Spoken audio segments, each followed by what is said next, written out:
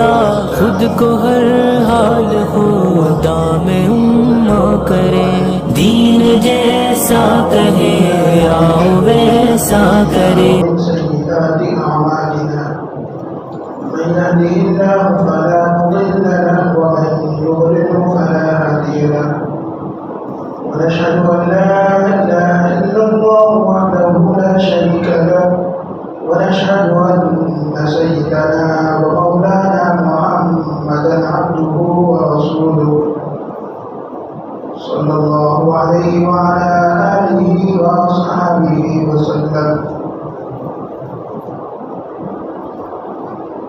قال الله تعالى في القرآن المجيد: يا أيها الذين آمنوا ادخلوا في السلم كافة ولا تتبعوا خطوات الشيطان إنه لكم عدو مبين۔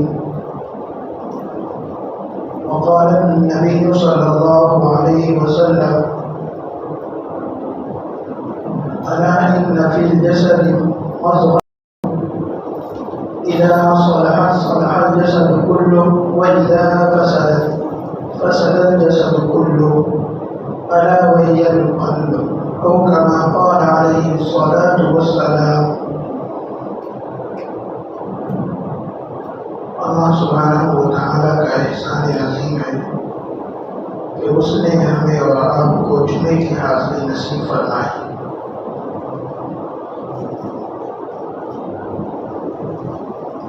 ابھی جو آیت کریمہ کی میں نے تلاوت کی، اس میں اللہ سبحانہ و تعالیٰ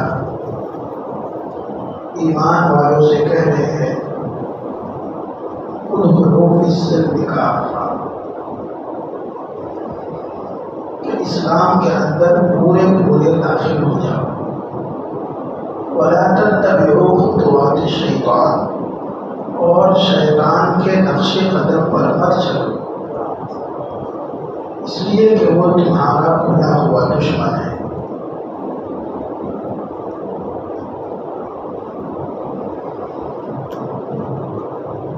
اور حدیث مبارکہ جو میں نے پڑھی اس میں اللہ کے رسول صلی اللہ علیہ وسلم نے فرمایا: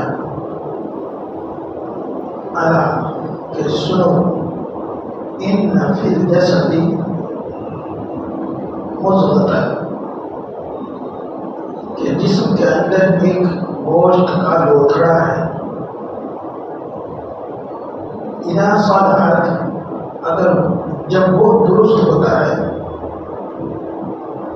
صلح الجسد کلہ، پورا جسم درست ہوتا ہے، وَإِذَا فَسَدَتْ، اور اگر اس کے اندر خرابی آ جاتی ہے، فَسَدَ الْجَسَدُ كُلُّهُ، پورے جسم کے اندر خرابی آ جاتی ہے۔ پھر فرمایا: الا سنو، اور وہ جو گوشت کا لوتھڑا ہے، وَهِيَ الْقَلْبُ، وہ دل ہے۔ تو اللہ تبارک و تعالیٰ نے اسلام کے لیے جو نبیوں کو بھیجا، اسلام کا تعلق دل سے ہے۔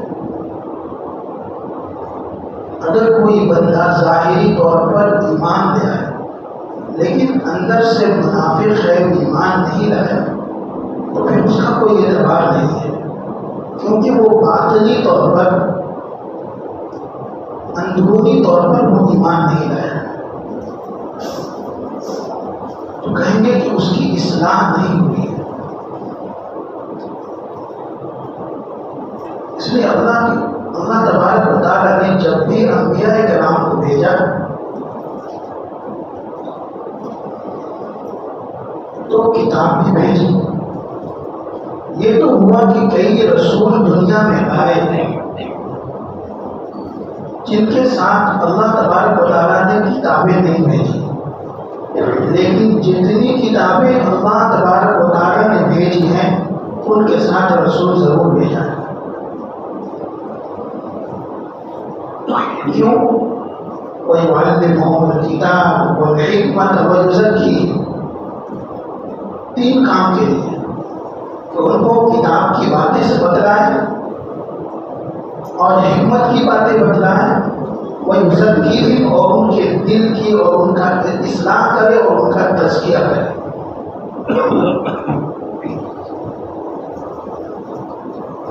اس لیے دل کی اصلاح اخلاق پر مدار ہے۔ جب تک انسان کے اخلاق درست نہیں ہوں گے، بسا اوقات عبادتیں بھی ناقابل قبول ہوتی ہیں، اور اخلاق کا تعلق دل سے ہے، روح سے ہے۔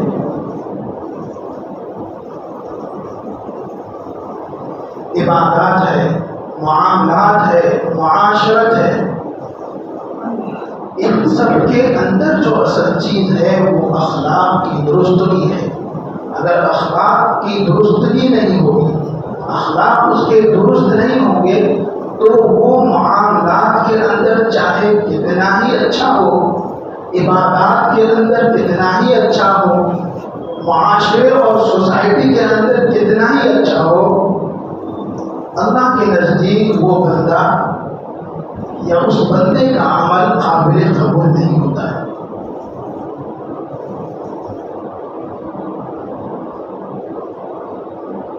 اخلاق ہم اور آپ کسے کہتے ہیں؟ کہ کسی سے مسکرا کر مل لینا، خندہ پیشانی سے مل لینا، کسی سے نرمی سے گفتگو کر لینا، اس کا نام اخلاق ہم سمجھتے ہیں۔ لیکن شریعت کی اصطلاح میں اخلاق کا معنی بہت وسیع ہے کہ انسان کے باطن کے اندر جو خیالات ہے، جو خواہشات ہے، جو احساسات ہیں، ان خیالات جو دکھتے نہیں ہیں، وہ خواہشات جو نظر نہیں آتے ہیں، وہ احساسات جو ظاہری طور پر نہیں دکھتے، ان کی درستگی کا نام اخلاق ہے۔ میں آپ سے نرمی سے گفتگو کروں تو آپ کہیں گے اچھے اخلاق والے، نہیں، اللہ کے نزدیک یہ اخلاق کی ایک نتیجہ ہے، لیکن وہ اخلاق نہیں ہے مطلوب جو یہ نرمی سے گفتگو کرنا جو اخلاق اللہ کو چاہیے۔ جو اخلاق اللہ کو مطلوب ہے وہ کچھ اور ہے کہ ہماری خواہشات، ہمارے دل کے اندر خیالات، ہمارے دل کے اندر احساسات جو اور جذبات جو جنم لیتے ہیں، ان کی اصلاح اور ان کی درستگی ہو قرآن اور حدیث کے ذریعے۔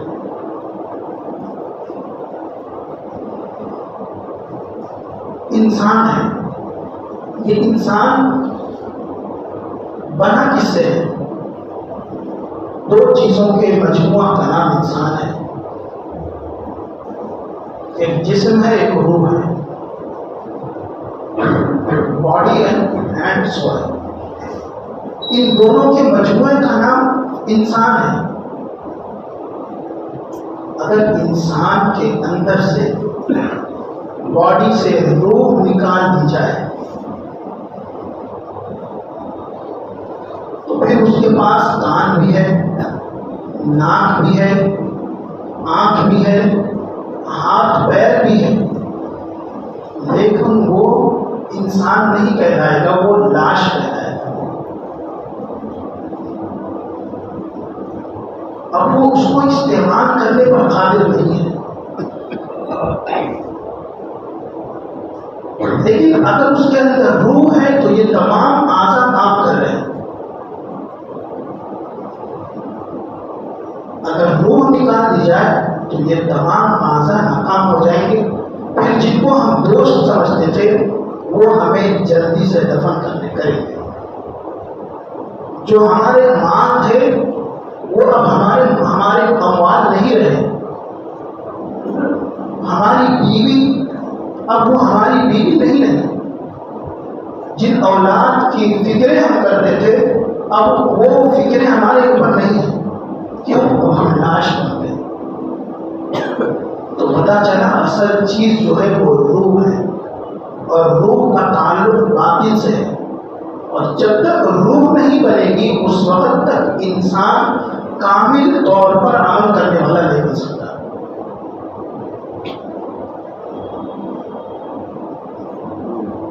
جسم کی ہم فکر کرتے ہیں، جاب کرتے ہیں، دوڑ دھوپ کرتے ہیں، سعی کرتے ہیں، مشقتیں کرتے ہیں، یہ جسم کو بنانے کے لیے. صبح میں واکنگ کرتے ہیں، جم کو جاتے ہیں، یہ جسم کو بنانے کے لیے. لیکن اس جسم کا تعلق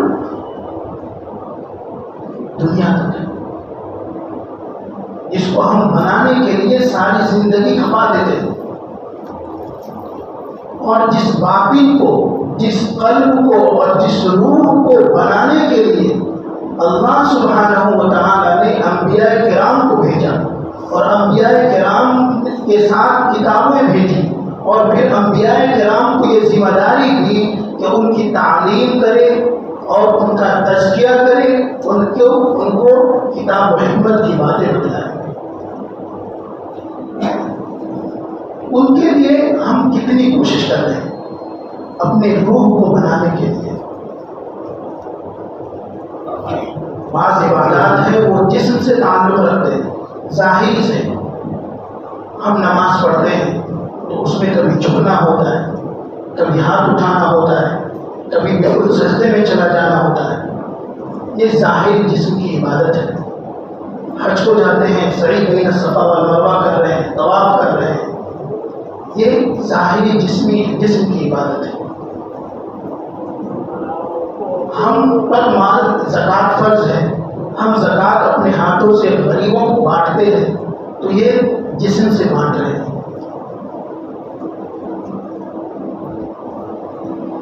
لیکن یہ عبادات ہم کر رہے ہیں، ان عبادات کے ساتھ اگر ہمارا باطن بنا ہوا نہیں ہے، ہمارے باطن کی اصلاح نہیں ہوئی ہے، تو یہ عمل ناقابل قبول ہوتا ہے اللہ کے نزدیک.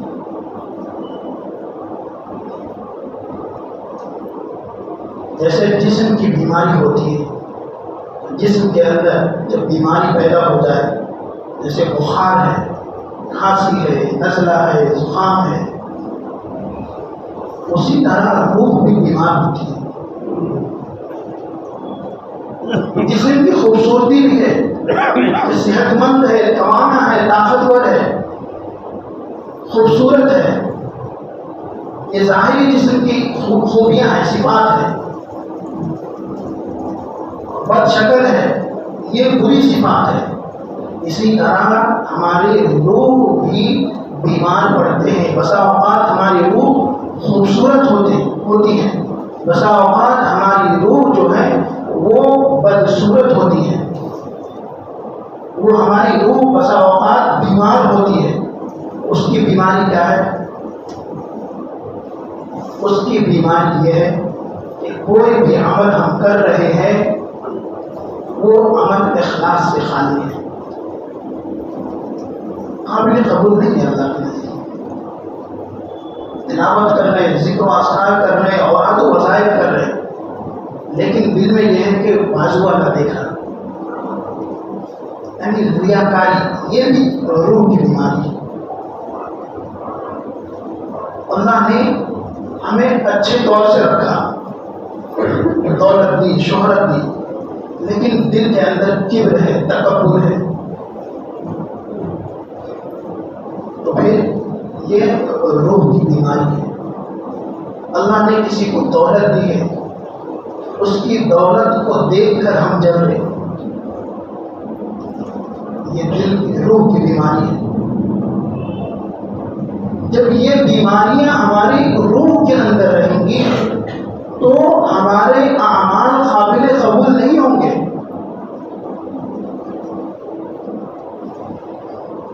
ہر عمل کے اندر اخلاص مطلوب ہے. اگر ہمارے اعمال کے اندر جو ہم جسمانی طور پر کرتے ہیں، جسم سے کرتے ہیں، اگر ان میں اخلاص مفقود ہے، اخلاص نہیں ہے، تو پھر ہم روحانی طور پر بیمار ہیں.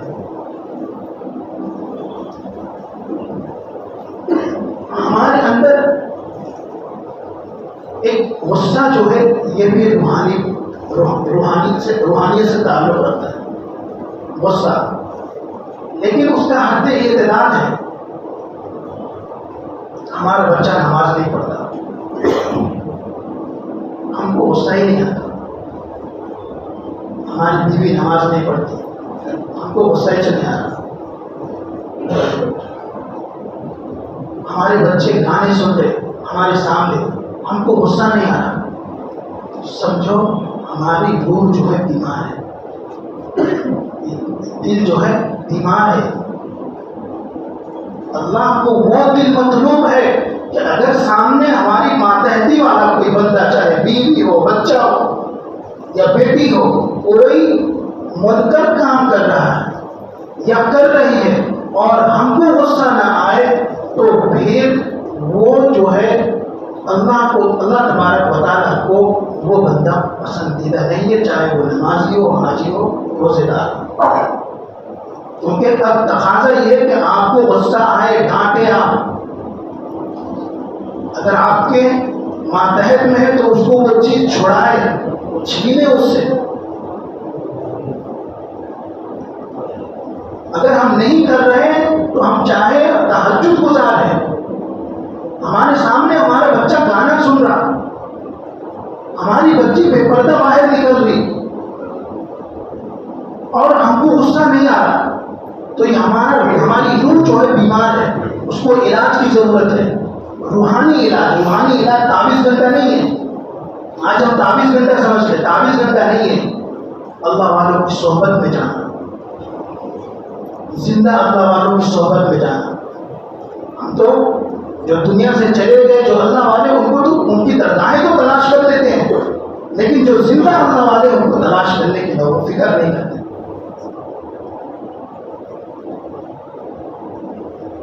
حضرت علی رضی اللہ عنہ، آپ نے رمضان سے پہلے یہ بیان سنا ہو.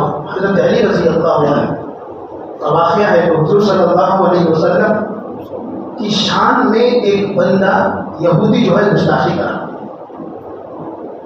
حضرت علی رضی اللہ عنہ خاموش بیٹھنے والے نہیں تھے. آیا اس سامنے، سیدھا لیے، اٹھا کر پٹخ دیا اور اس کے سینے پر چڑھ گئے. دیکھو آج تمیز کر دیتا ہوں، تو میرے نبی کی شان میں گستاخی کیسا کرا. جب وہ یہودی سمجھا کہ اب میرا آخری وقت ہے، کچھ کرنا پڑے گا، تو اس نے حضرت علی رضی اللہ عنہ کے چہرے پر تھوک دیا. حضرت علی رضی اللہ عنہ اس کو چھوڑ کے اٹھ کے کھڑے ہو گئے. لوگوں نے کہا کہ حضرت ابھی تو وقت تھا بدلہ لینے کا، آپ نے پچھاڑ بھی دیا، پٹخ بھی دیا، سینے میں بھی چڑھ گئے اور اچانک اٹھ کے کھڑے ہو گئے. حضرت علی رضی اللہ عنہ نے فرمایا کہ جب میں اس کو پٹخا تھا تو حضور صلی اللہ علیہ وسلم کے ناموس کی حفاظت کے لیے میرے کو غصہ آیا تھا، تو پٹخا تھا اللہ کو راضی کرنے کے لیے. اب اس نے میرے منہ پر تھوکا، میں مارتا تو میں اپنا بدلہ دیتا. یہ ہوتا ہے غصہ صحیح جگہ استعمال کرنا. اگر ایسے وقت میں بھی غصہ نہ آئے تو ہماری روح بیمار ہے، اس کو علاج کی ضرورت ہے. ہمارے بچے نماز نہیں پڑھتے، ہم کو غصہ بھی نہیں آ رہا، ہماری روح بیمار ہے. یا ہم کو بہت زیادہ غصہ آ رہا، حد سے زیادہ غصہ آ رہا، جہاں پہ ایک تھپڑ لگانا تھا آپ دھڑ دھڑ 10-15 مار دیے، تو یہ بھی ایک بیماری ہے. اعتدال میں ہے، حد اعتدال. یہ علاج، اگر یہ چیزیں نہیں ہیں ہمارے اندر، توازن نہیں ہے. توازن کسے کہتے ہیں؟ ہم توازن سمجھتے ہیں کہ کسی سے جھک کر ملنا اور ان کے سامنے اپنے بازو کو جھکا دینا، صرف اس کا نام توازن نہیں ہے. توازن کہتے ہیں اپنے آپ کو بے حقیقت سمجھنا. میں کچھ نہیں ہوں، جو کچھ بھی ہوں اور جو کچھ بھی میرے پاس ہے یہ سب اللہ کا ہے. میرا جسم اللہ کا، میرے ہاتھ اللہ کا. اس لیے تو خودکشی حرام ہے. خودکشی کیوں حرام ہے؟ کہ ہم باڈی کے مالک نہیں ہیں، نہ ہاتھ کے مالک ہیں، نہ کان کے مالک ہیں، نہ آنکھ کے مالک ہیں۔ اس کا مالک اللہ ہے، یہ اللہ کی امانت ہے، اس لیے خودکشی حرام ہے کہ یہ ہماری ذاتی چیز نہیں ہے، یہ اللہ کی دی ہوئی ہے۔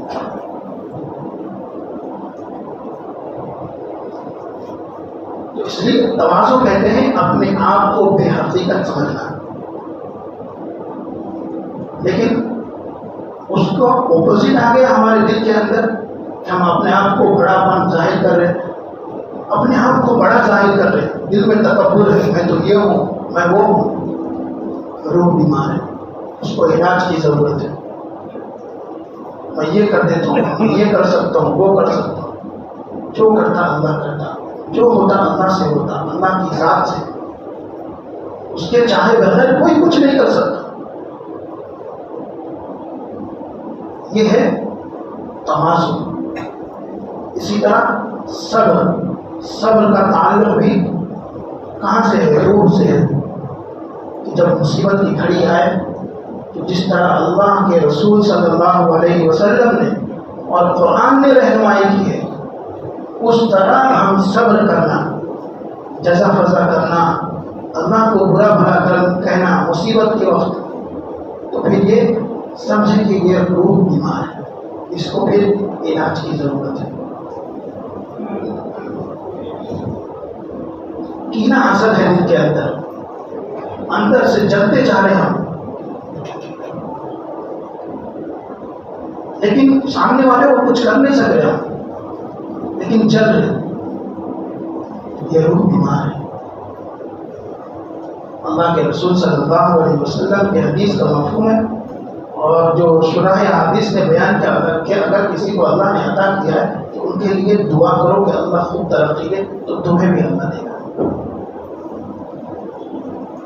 یہ نہیں کہ اس سے جلے، اگر چل رہے ہم تو یہ روح بیمار ہے اور اس کو علاج کی ضرورت ہے۔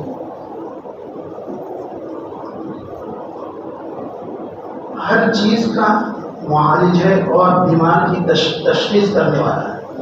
اگر ہمارے اندر بخار ہے، بدن گرم ہوگا، معلوم کر لیجیے کہ بدن گرم ہے، لگ رہا بخار ہے۔ اگر اس سے بھی معلوم نہیں ہو رہا تو تھرمامیٹر ہے، اس سے معلوم کر سکتے۔ اس سے بھی معلوم نہیں ہو رہا تو ڈاکٹر سے رجوع کر سکتے، اور رجوع کرنے کے بعد ڈاکٹر بتائیں گا کہ یہ فلاں بیماری آپ کے اندر ہے۔ یہ جسم کی بیماری ہے، لیکن ہمارے اندر روح کی بیماری ہے، کیسے معلوم ہوگا؟ روح ہماری بیمار ہے، کیسے اس کو معلوم کریں گے اور کیسے اس کا علاج کریں گے؟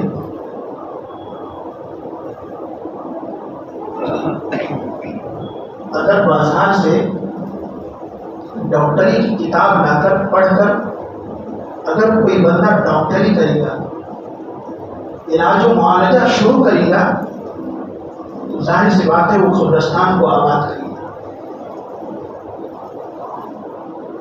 کیونکہ ڈاکٹر بننے کے لیے پہلے پڑھنا ہے، اور کسی کے ماتحت میں رہ کر پڑھنا ہے، کسی کی نگرانی میں پھر تربیت لینا ہے، پریکٹیکل کرنا ہے، پھر جا کر وہ پروسیس مکمل ہوتا ہے، پھر وہ ڈاکٹر بنتا ہے اور علاج کرتا ہے۔ اگر بازار سے کتاب لا کر خود سے ڈاکٹر بنے تو ہم لوگوں کا علاج تو نہیں کر سکتے، البتہ قبرستان کو آباد کر سکتے، غلط دوائیں دیں گے۔ اسی طرح جسم کے لیے، یہ ظاہری جسم کے لیے معالج ہوتے ہیں، ڈاکٹر ہوتے ہیں، طبیب ہوتے ہیں، روح کے علاج کے لیے بھی اللہ تبارک و تعالیٰ نے نبیوں کو بھیجا۔ صحابہ کرام نے تربیت پائی، صحابہ کرام سے تابعین نے تربیت پائی، تابعین نے علم حاصل کیا، تابعین سے پھر وہ سلسلہ چلا رہا ہے۔ یہ جو اللہ والے ہوتے ہیں یہ ہماری اصلاح کریں گے، ان کے پاس جب جائیں گے تو وہ بتائیں گے کہ آپ کے اندر کون سی بیماری ہے۔ حضرت مفتی شفیع صاحب رحمہ اللہ جو معارف القرآن لکھے ہوئے، ان کے پاس ایک بندہ آتا تھا، بیٹھتا تھا، خوب بات چیت کرتا، اصلاحی تعلق قائم نہیں کیا تھا، بس آتا تھا محبت میں۔ پھر اس کو ایک دن فکر لاحق ہوئی کہ ہزاروں لوگ آ رہے ہیں حضرت کے پاس بیعت ہو رہے اور اپنی اصلاحی تعلق قائم کر رہے، ہمیں بھی کر دینا چاہیے. تو اس نے خواہش کا اظہار کیا کہ حضرت میں بھی بیعت کرتا ہوں اور میں اپنا اصلاحی تعلق آپ سے جوڑنا چاہتا ہوں. حضرت نے کہا ٹھیک ہے بیعت کر لو. تو اس نے پھر پوچھا کہ حضرت مجھے وظیفہ دیں جسے اللہ والے دیتے ہیں، صبح میں 100 مرتبہ پہلا کلمہ، 100 مرتبہ تیسرا کلمہ، 100 مرتبہ استغفار کم سے کم، 100 مرتبہ درود شریف صبح میں، پھر یہی ترتیب شام میں. اس بندے کو حضرت مفتی شفیع صاحب رحمہ اللہ نے کوئی وظیفہ نہیں دیا، صرف اتنا کہا کہ تم اپنی زبان کو خاموش رکھو، یہ تمہارا علاج ہے. تو اللہ والے آپ کو بتائیں گے کہ آپ کے اندر کون سی بیماری ہے روحانی طور پر، پھر اس کا علاج بتائیں گے. جب آپ کا کہ یہ بیماری ختم ہو جائے گی تو پھر اولاد و وظائف دیں گے.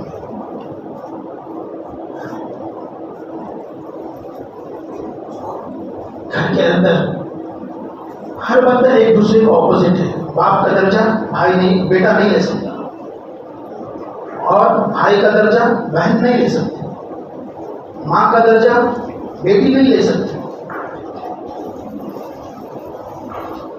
یہ سب الگ اپوزٹ چیزیں ہیں، لیکن ان تمام کو جوڑنے والی جو چیز ہے، یہ تمام کو ایک پلیٹ فارم پہ لانے والی جو چیز ہے وہ ہے دل کی اصلاح، یعنی روحانیت کی اصلاح. اگر گھر کے اندر دینداری ہوگی، روحانیت کی اصلاح ہوگی، تو پھر سب کے دل جڑے ہوئے ہوں گے، سب کے دل جڑے ہوئے ہوں گے، سب کے اندر ایک دوسرے کی محبت ہوگی، سب ایک دوسرے کی فکر کریں گے. بھائی بھائی سے محبت کرے گا، بھائی بھائی سے جلے گا دل. بہن بہن سے محبت کرے گی، بہن کی ترقی پر دوسری بہن جلے گی. یہ کب ہوگا؟ جب ہمارے دل کی اور روحانیت کی اصلاح ہوگی. اور روحانیت کی اصلاح اس وقت تک نہیں ہوگی جب ہم دین پر چلیں اور کسی اللہ والے سے اپنا اصلاحی تعلق قائم نہ کریں. ورنہ آپ دیکھیں اللہ تبارک و تعالیٰ نے قرآن کریم میں ارشاد فرمایا فویل للمصلین الذین هم فی صلاتہم، کہ بربادی ہے وہ ایسے نمازیوں کے لیے جو نماز تو پڑھتے ہیں لیکن دکھاوے کی نماز پڑھتے ہیں، لیکن ریاکاری کی نماز پڑھتے ہیں.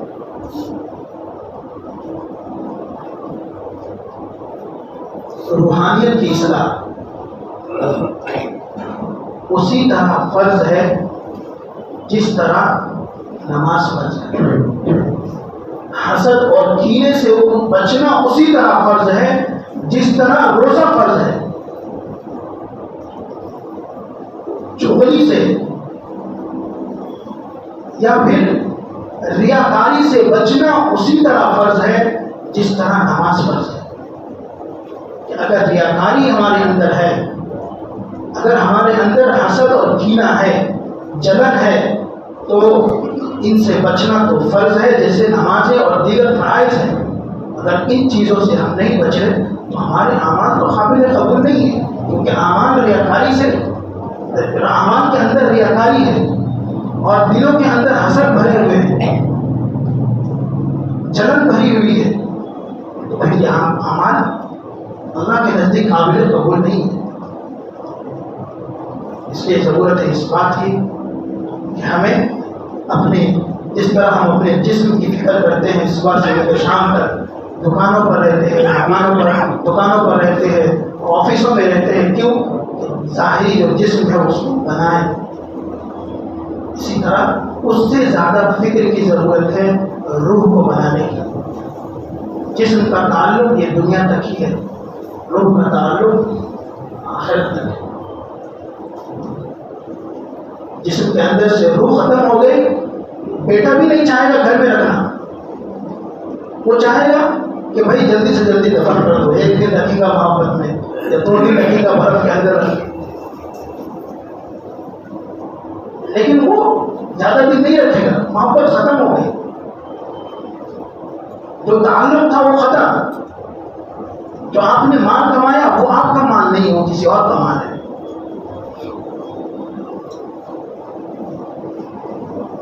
کتابوں میں لکھا ہے کہ ایک شخص کی وفات ہوئی، اور وفات نہیں ہوئی بلکہ اس کے اوپر سکتہ طاری ہوا۔ سکتہ طاری کہتے ہیں کہ ہارٹ بہت آہستہ چلتا ہے تو جسم جو ہے پوری طرح شانت یعنی اسٹاپ ہو جاتا ہے، تو لوگوں نے سمجھا یہ مر گیا، اس کو دفن کر دیا۔ شام کے وقت میں وہ بندہ وہ ہوش آیا اور اٹھا اور خبر پھاڑ کے گھر آ گیا، اور دروازے پہ دستک دی اس نے، کھولو کھولو، تو باپ نے کہا کون؟ تو اس نے اپنا نام بتایا۔ تو باپ نے سمجھا کہ کوئی بھوت ہے، اس نے لاٹھی لے کر آیا اور اس کے سر پر مارا، اب وہ مرا۔ تو جو سکتے سے نہیں مرا تھا، لاٹھی سے مر گیا۔